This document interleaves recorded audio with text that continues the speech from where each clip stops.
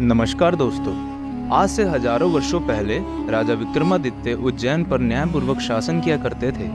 वह भारतवर्ष के सभी शासकों में सबसे लोकप्रिय और निडर राजा माने जाते थे। वह हर रोज राज दरबार में बैठकर प्रजा की समस्याओं को बहुत ध्यानपूर्वक सुना करते थे और उनकी समस्याओं का समाधान भी किया करते थे।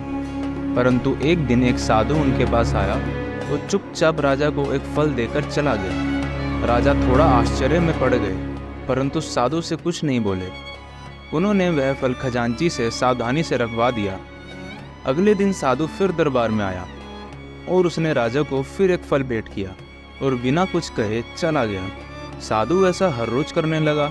वह रोज आता और फल देकर चुपचाप चला जाता।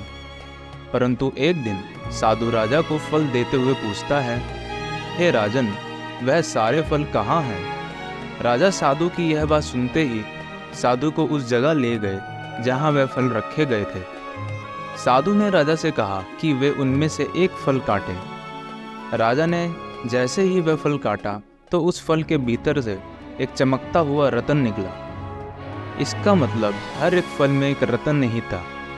साधु बोला, हे राजन, मैं आपको ऐसे कहीं अधिक रत्न लाकर दे सकता हूँ, परंतु इसके बदले आपको भी मेरे लिए कुछ करना होगा। राजा ने विनम्रतापूर्वक साधु से पूछा, मैं आपके लिए क्या कर सकता हूँ? साधु ने बताया, टनकपुर के जंगलों में एक विशाल पीपल का पेड़ है। उस पेड़ पर एक शव उल्टा लटका हुआ है और उस शव में बेताल नाम का भूत वास करता है, जो वहाँ के लोगों को बहुत परेशान करता है।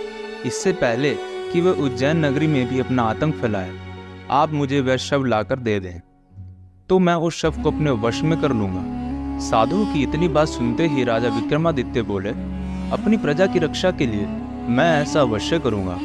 साधु ने कहा, आप अगली पूर्णिमा में इस काम को अंजाम दे सकते हैं। मैं अपने आश्रम में ही आपकी प्रतीक्षा करूँगा। पूर्णिमा होते ही राजा टनकपुर के जंगलों की ओर शव को लेने निकल पड़े और कड़ी परिश्रम से उस शव को राजा ने ढूंढ ही लिया। उन्होंने उस शव को खींचकर नीचे उतारा, उसे अपने कंधों पर रखा और साधु के आश्रम की ओर तेज गति से चलने लगे। राजा की इस निडरता, ईमानदारी और शूरवीरता के कारण ही वह प्रजा के दिलों में राज किया करते थे। बेताल राजा की इस बहादुरी भरे कारनामे को देख बहुत प्रभावित हुआ।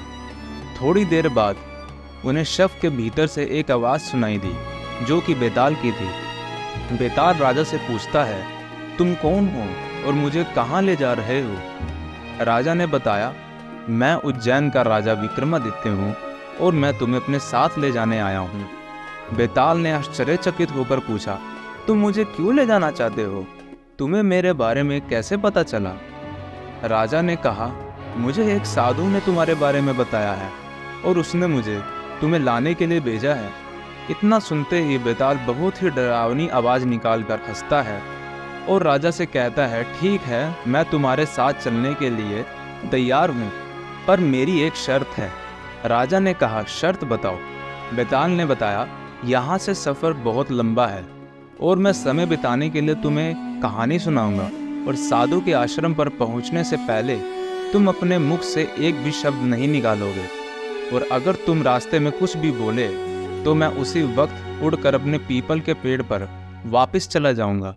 राजा ने कहा, मैंने साधु को वचन दिया है कि मैं तुम्हें लेकर ही आऊँगा, इसलिए मुझे तुम्हारी शर्त मंजूर है। बेताल ने कहा, बहुत अच्छे, परंतु कहानी सुनाने के बाद मैं तुमसे प्रश्न पूछूंगा और यदि तुमने उत्तर नहीं दिया तो मैं तुम्हारे सर के 100 टुकड़े कर दूंगा। राजा ने कहा, बुराई चाहे कितनी ही भयानक क्यों ना हो, जीत आखिर में अच्छाई की ही होती है। मैं तुम्हारी कहानी सुनने के लिए तैयार हूँ। बेताल ने कहा, ठीक है, तो शुरू करते हैं, परंतु मेरी शर्त का ध्यान रखना। राजा ने कहा, मैं तुम्हें साधु के आश्रम तक ले जाने के लिए सभी चुनौतियों को स्वीकार करता हूँ। तुम अपनी कहानी शुरू करो। तो यह था विक्रम बेताल 25 का एपिसोड 2। अगली कहानी सुनने के लिए हमारे चैनल को सब्सक्राइब करके बेल आइकन दबाएं, ताकि आप कहानी से वंचित ना रह जाएं। कहानी अच्छी लगी हो तो वीडियो को लाइक और शेयर अवश्य करें। हम आपके लिए ऐसे ही नैतिक, रोमांचक और प्रेरक कहानियाँ लाते रहेंगे। धन्यवाद।